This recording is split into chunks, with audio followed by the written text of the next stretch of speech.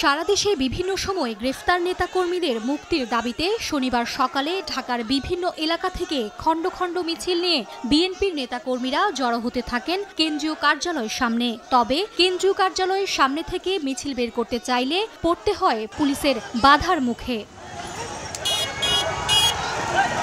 পুলিশের সঙ্গে বাকবিতণ্ডার এক পর্যায়ে কেন্দ্রীয় কার্যালয়ের সামনে রাস্তায় বসে পড়েন বিএনপি ও অঙ্গ সংগঠনের নেতাকর্মীরা। সেখানেই শুরু হয় সংক্ষিপ্ত সমাবেশে সিনিয়র নেতারা অভিযোগ করেন, মুখে গণতন্ত্রের কথা বললেও সরকার বিএনপিকে ধ্বংস করতে চায়। এত জিজ্ঞাস বিএনপিকে তিনি ধ্বংস করে দিতে চায়, আবার গণতন্ত্রের কথা বলেন। আন্দোলনে আমরা আছি, আমরা থাকবো, যত কিছুই হোক। গ্রেফতার নেতাকর্মীদের মুক্তির দাবি জানিয়ে বিএনপি নেতারা হুঁশিয়ারি করে বলেন, গ্রেফতার করে আন্দোলন দমানো যাবে না, ক্ষমতাসীনদের পতন না হওয়া পর্যন্ত রাজপথে থাকবে বিএনপি।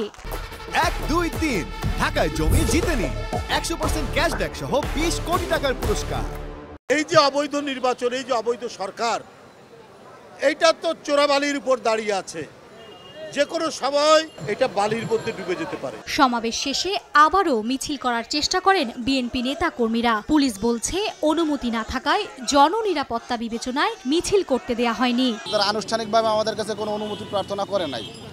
তো জনশৃঙ্খলার স্বার্থে দেখেন যে প্রচুর গাড়ি ঘোড়া চলতেছে, তো গাড়ি যানবাহন চলাচল যাতে বিঘ্নিত না হয় এজন্য আমরা তাদেরকে মিছিল করতে দেইনি। কর্মসূচিকে ঘিরে নয়াপল্টন এলাকায় এদিন বিপুল সংখ্যক পুলিশ সদস্য মোতায়েন করা হয়। মার্জিয়া মুমু, সময় সংবাদ, ঢাকা।